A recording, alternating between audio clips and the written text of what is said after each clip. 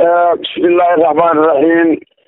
ومره waxaan salaamayaa baaro saxaafadda iyo inta haatan codkayga dhegaysanaysa ama maqlaysa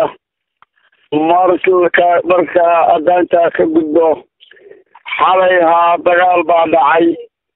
dagaal culus buu ahaa. dagaal xilligii 8 ayuu ilaa 8 buu bilaabmay. ciidanka qaranka khaatumo xoogageena naftood horayaasha ayaa dagaal ay adeegsanayaan iftiinka dayaxa ku galay goob ay degan yihiin nimankaas soo duulay laga soo ururiyay Hargeysa iyo Gabiley.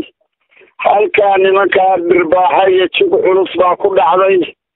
baabuurna waa laga gubay, dadna waa laga dhaawacay, dadna waa ka dhinteen.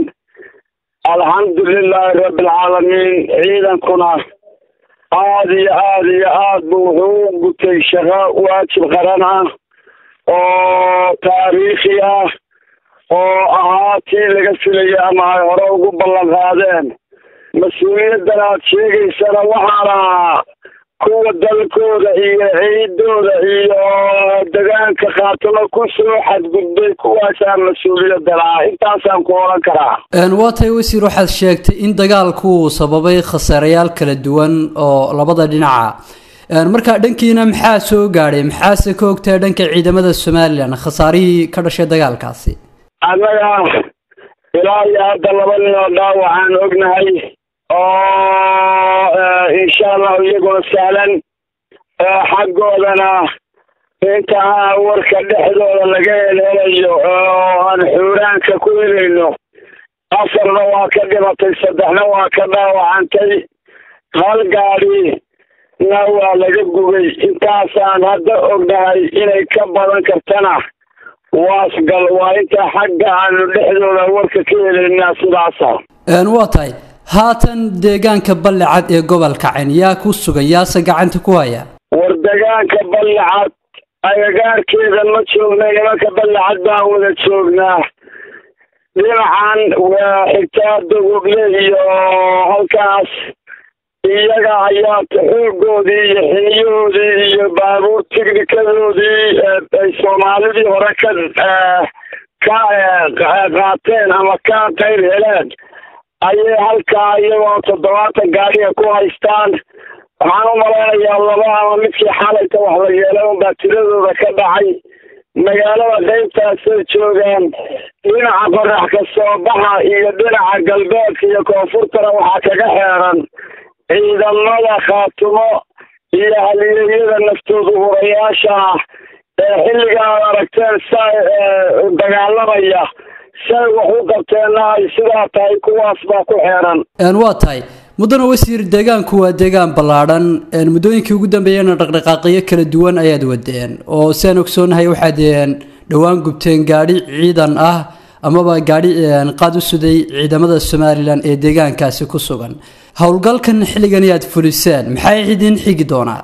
wata gaarigaas qaad u sida waxaa lahaa nin ka mida nimanka iyaga ciidanka u ah, iyaga wardoonka u qaabilsan, iyaga u adeega kaasuu gaadhiga u ahaa la gubay.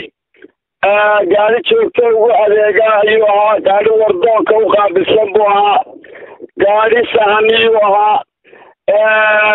hadeer maxaa idinku xigaan leedahay?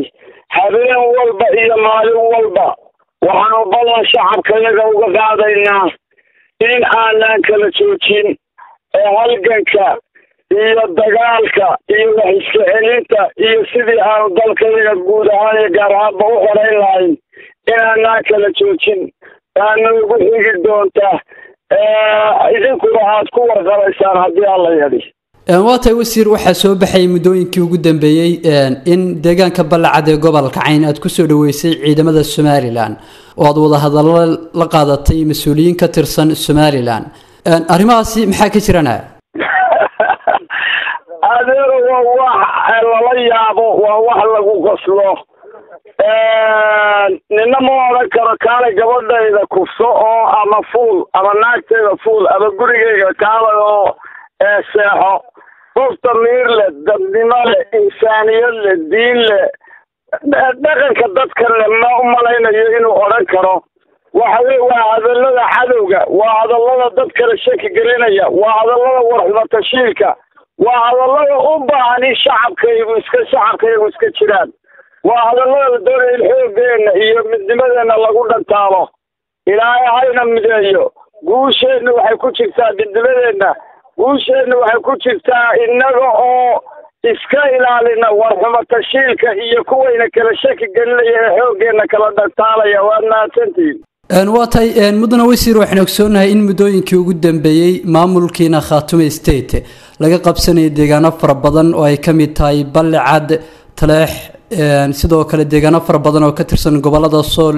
Sanaag iyo Cayn marka xilligana dhaqdhaqaaqyo ayaad wadaan oo dagaalo aad ku qaadisaan ciidamada Somaliland marka miyaa la dhihi karin xilligan waxa dib aad u hanan doontaan ama kalsooni buuxda aad uga heli doontaan shacabka deegaanka markii hore la idinku eedeynay caajis iyo waliba sidoo kale inaad wax ka qaban weydeen xaaladaha deegaanadaasi ilaahay waxaan ka baryaynaa kuwa shacabkooda ka farxiya inaan noqono kuwa cadowga ku soo duulay ka guulaystay inaan noqono ilaahay waxaanu ka baryaynaa dadaalka aan wadno inuu noqdo mid ilaahay noo aqbalo oo aanu ka midha dhalino mar walbana dadaalkayaga iyo waxqabadkayagu wuxuu ku xidhnaan doonaa taageerada shacabkayaga waxaan shacabku nala qabanna ma qaban karno shacabka Khaatumo waxaan leenahay walaalayaal ka kaca guriga dhulka ka qaada isxoreeya sharafta iyo cisiga ilaahay hala soo celiyo tuulo kale iyo dagaalka ku hadlaynin